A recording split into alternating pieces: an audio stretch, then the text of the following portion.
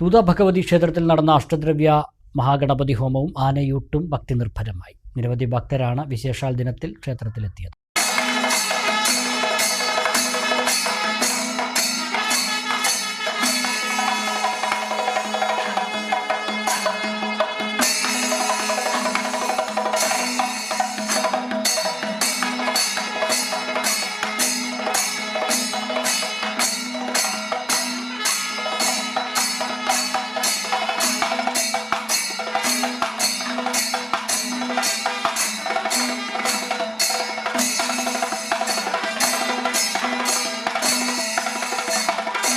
തൂത ഭഗവതി ക്ഷേത്രത്തിൽ എല്ലാ വർഷവും നടന്നുവരാറുള്ള അഷ്ടദ്രവ്യ മഹാഗണപതി ഹോമവും ഗജപൂജയും ആനയൂട്ടുമാണ് ഞായറാഴ്ച വിപുലമായി നടത്തിയത്.